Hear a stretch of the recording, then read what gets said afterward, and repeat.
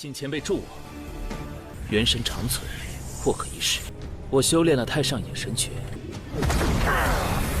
黑暗本源面前，你去灭邪王分身。看来雷龙前辈一直在隐藏实力。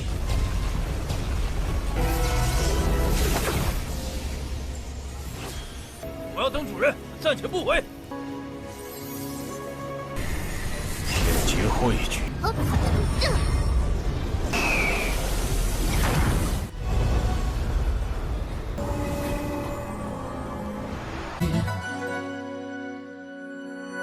Halo guys, welcome back to Kobe Movie. Dan yes, akhirnya setelah hampir 2 bulan tamat, buat season 2-nya kemarin, Lord Lingfeng rilis lagi. Sebuah berita bagus, hehe. Setelah di komen banyak sekali yang minta melanjutkan, yes, akhirnya kita diberikan tambahan season 3, itu total 56 episode. Banyak banget bukan? Dan akhirnya kita bisa juga melihat Lord Lingfeng menemui istrinya Meng Qianqiu. Tapi sebelum itu, Mimi review dulu untuk season terakhirnya dong. Wajar deh guys, karena kalian pasti udah pada lupa juga kan. Udah mau 2 bulan soalnya. Jadi pasti udah banyak yang pada pikun nih. Jadi terakhir kita menyaksikan Lord kita Lingfeng pergi ke markas dari ras iblis demi menyelamatkan teman-temannya, termasuk bibinya Tianqi. Nah, tapi nggak disangka-sangka sang penguasa dari dunia iblis yang dipanggil juga sebagai Raja Roh Jahat, dia berhasil menghancurkan segel matahari yang dibuat oleh Dewa Matahari untuk menekan dirinya. Maka tidak ada pilihan, Lingfeng dibantu oleh senior naga petir harus melawan si Raja Roh Jahat. Tetapi hal tidak disangka terjadi, si Raja Roh Jahat memiliki rencana cadangan. Dia memisahkan setengah jiwanya dan disembunyikan, makanya dirinya bisa kembali bangkit. Dan sekarang dia berhasil mendapatkan yang namanya sumber energi induk asal. Kalau dia sampai bisa menyerap kekuatan itu, otomatis semua kekuatannya pulih dan dia kembali mencapai ke ranah Martial Monarch, yang dimana itu sangat kuat guys. Lingfeng gak bakal mampu melawan dia kalau sudah mencapai ke tingkat itu. So maka dari itu, kita masuk ke intro ya guys. Hehehe. 你若能量。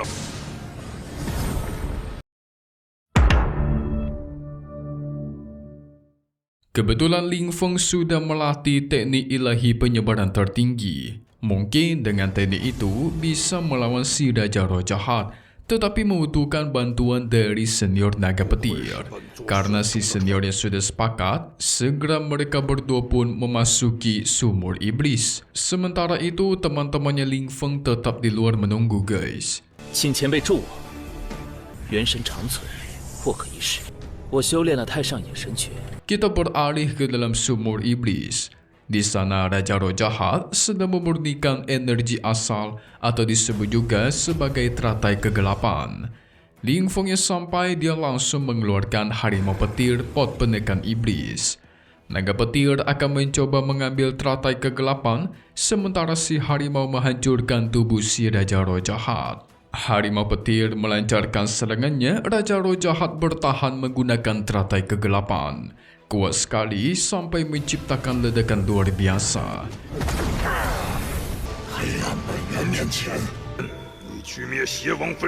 Sekarang gantian senior naga. Serangan dilancarkan langsung ke arah teratai kegelapan. Ini baru kuat nih guys, jauh lebih kuat daripada milik harimau petir. Saking kuatnya itu mementalkan Raja Roh Jahat. 看来雷龙前辈一直在隐藏实力。 Ada kesempatan pot penekan iblis digunakan untuk menghisap dia dan keluar. Akhirnya berhasil guys. Raja Roh Jahat berhasil mereka segel. Tapi di sana masih ada sumber energi kegelapan yang menyebar. Segera senior naga menangkapnya dan dia kumpulkan. Setelah melakukan serangan begitu panjang, tentu energi senior naga habis guys. Dia kelelahan dan kembali masuk ke dalam diri Lingfeng buat memulihkan diri. Memang ni naga petir sesuai reputasi ya. Sang legenda naga petir yang sangat kuat. 前辈不愧是祖龙大世界的顶级强者。 Setelah itu, Ling Feng mencoba memurnikan energi iblis yang tadi dikumpulkan oleh senior naga. Singkat cerita, 1 bulan sudah berlalu tetapi Ling Feng tidak kunjung keluar. Tianqi anaknya sampai khawatir. Ini kenapa nggak kunjung keluar ya? Mereka yakin Lord Ling Feng nggak bakal meninggoy begitu saja kan? Ada beberapa orang yang juga percaya kalau Ling Feng pasti udah meninggoy. Mendengar itu membuat Xiao Tian langsung turun tangan untuk memukul mereka guys. Enak aja mengatai tuanku yang sudah dikatai meninggoy. Selama segel sumur iblis masih terbuka, itu mengartikan masih ada orang di dalamnya. Jadi sabar saja. 我家主人就不会死。难说，黑暗邪灵王可不。 Tianqi berniat kalau sebulan lagi Paman Ku Feng tidak kunjung keluar, maka dia bakal membuka segelnya dan masuk ke dalam. Wah, rasa sayang kepada bapak nih guys, walaupun dia masih belum sadar. Hehe. 顾大叔还不出来，我就破开封印。 Singkat cerita, 1 bulan sudah berlalu lagi. Tianqi berniat pengen masuk ke dalam sumur iblis, tetapi dicegah oleh semua orang di sana. Masalahnya, ibu Tianqi sebentar lagi mau dijodohkan. Mereka membutuhkan Paman Ku Feng untuk menyembuhkan kakeknya dan mencegah pernikahan itu. Tianqi bertekad suatu hari nanti melindungi ibunya dengan kekuatannya sendiri. Tapi gak lama dari itu, cahaya terang pun muncul. Dan muncullah sosok leluhur kuno Dewa Tiga Mata. Sang dewa pastikan kalau Ling Feng itu baik-baik saja. Kalian tidak perlu khawatir. Mungkin butuh beberapa bulan lagi baru Ling Feng bisa keluar karena dia sedang memurnikan sumber kegelapan. Jadi leluhur dewa menawarkan untuk mengantar Tianqi pulang ke rumahnya kalau semisal dia tidak mau menunggu. Tapi si Tianqi malah pengen menunggu 1 bulan lagi guys. 古小友乃大气运之，在炼化黑暗本源。 Dan leluhur dewa pun pergi dari sana. Singkat cerita, 1 bulan sudah terlewati. Leluhur dewa kembali muncul dan bertanya apakah Tianqi sudah mau pergi. Pada akhirnya Tianqi putus asa dan semua orang pun memohon untuk dipulangkan. Yang menunggu di sini hanya Ketua Yang dan Xiao Tian saja. Sementara sisanya dikirimkan ke dunia peri. Xiao Tian percaya ketika tuannya keluar dan melihat dia, pasti tuannya bakal senang buka main dan bangga samanya. Hehe, ini burung cari muka nih guys. 我要等主人，暂且不回。 Waktu terus berlalu, sudah 5 bulan dilewati. Para ketua sekte khawatir akan anak-anak mereka. Dan tidak lama dari itu, tua. 心中不安呐，确实久了点儿。 Muncul cahaya yang membentuk jalan. Yes, Tianqi dan lainnya akhirnya kembali. Tentu Xiaoping merasa senang. Akhirnya bisa keluar dari tempat sialan itu katanya. Hahaha. Ini si kuda biru sifatnya sama mirip dengan Xiao Tian nih. Sama-sama kocak dan lucu. Semua orang tentu senang melihat mereka yang kembali dengan selamat. 总算离开倒霉地儿了。 Tetapi saat mengetahui ternyata ada banyak juga yang tidak selamat, membuat mereka semua terkejut. Ini bagaimana mungkin?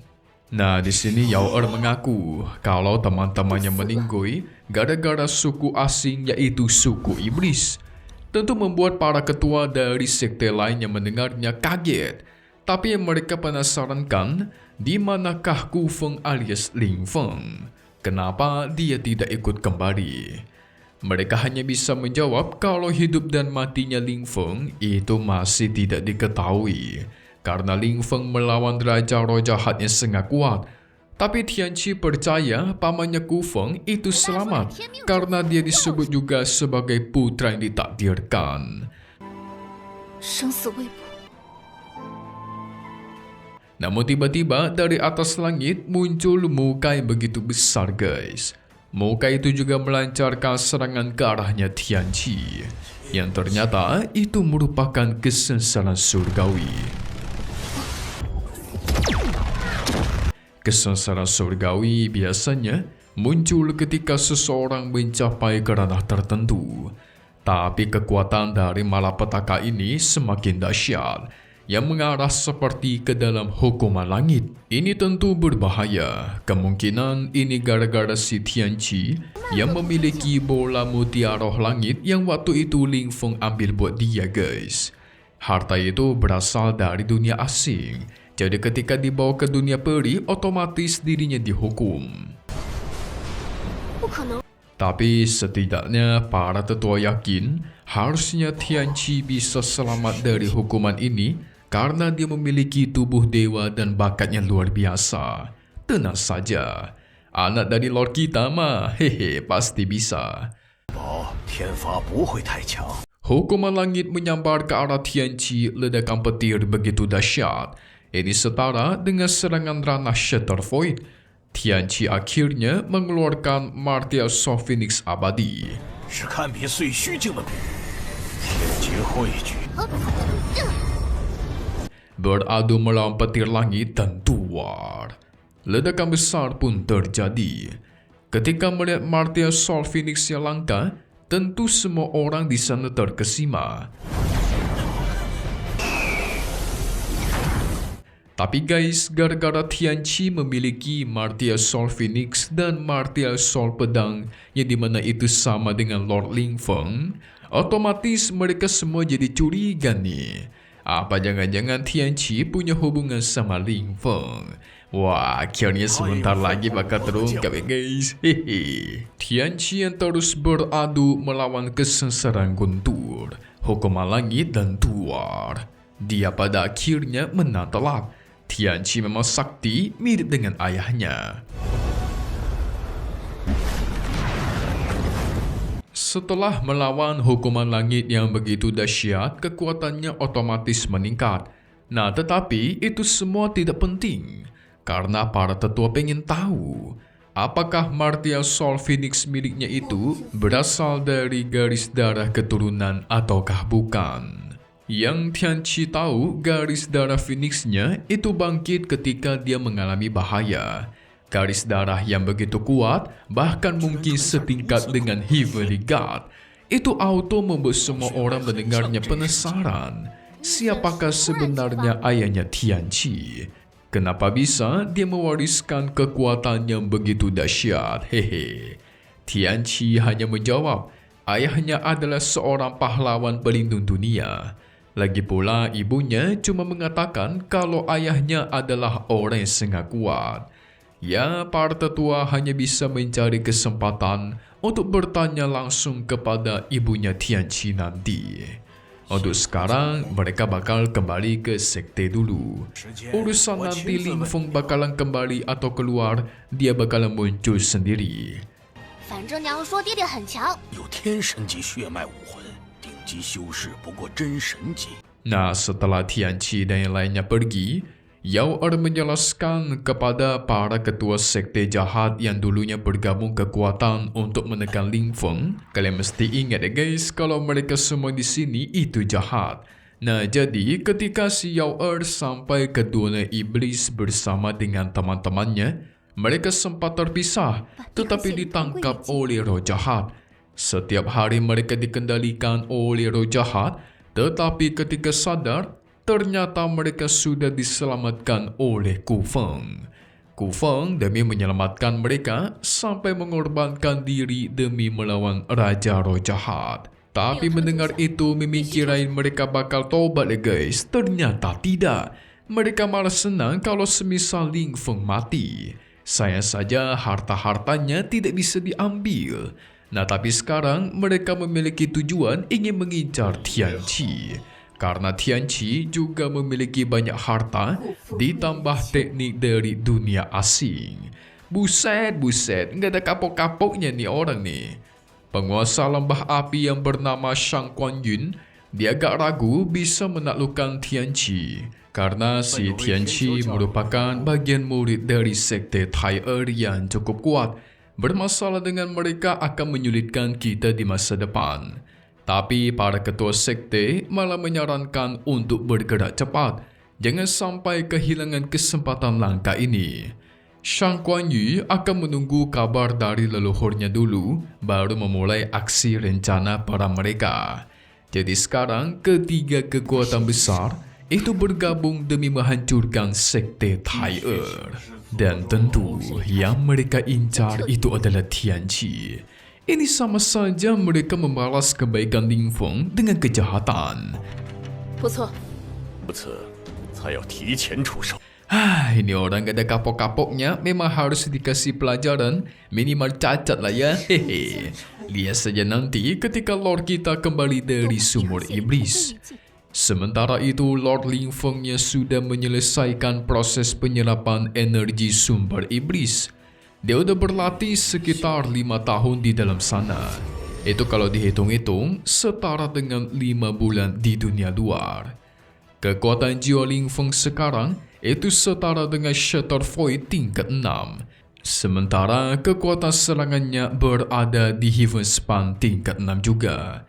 Itu dihitung masih di bawah kekuatan penguasa lembah api yang berada di ranah Shatter Void tingkat 4 yaitu Shang Kuan Yu. Tidak lama dari itu muncullah cahaya terang.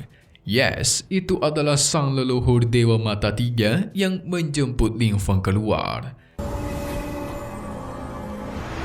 Setelah Ling Feng keluar, si Dewa menagih janjinya mengambil kembali pot penekan iblis yang dipinjam oleh Ling Feng. Dan tidak lama dari itu, muncullah Xiao Tian yang kangennya setengah mati dengan tuannya. Tentu saja dong, para wanita juga sama, hehe, kangen sama Lord kita. Kalian jangan sampai lupa ya guys, kalau Lord Ling Feng ini dia Pak Boy juga belajar dari Dewa Pak Boy kita Tan Yun, hehehe. Tapi tiba-tiba Ling Feng berfikir, 担心你了，都快哭了。 apa jangan-jangan ibunya Tianqi itu adalah Meng Qianqiu ya? Bentar lagi terungkap nih, tanda-tanda terungkapnya semakin dekat. Mimin gak sabar nih, kalian juga kan? 会是千秋吗？ 不走，他娘就要改嫁。 Cus silakan komen di bawah, komen lanjut biar Mimin rilisnya lebih cepat lagi. Komen ya guys, Mimin tunggu biar Mimin makin semangat dong. Hehe. So selesai dulu untuk part 241 Wan Jie Tujun. Kita bakal update seperti kata Mimin secepatnya, pastinya cuma di sini ya guys. Kobe Movie. Thank you buat kalian semua nonton dan selalu support channel Mimin. Semoga kalian semua sehat selalu ya. Mimin pamit undur diri dulu. Kita bakal ketemu lagi di video-video selanjutnya. Oke kalau gitu, see you guys.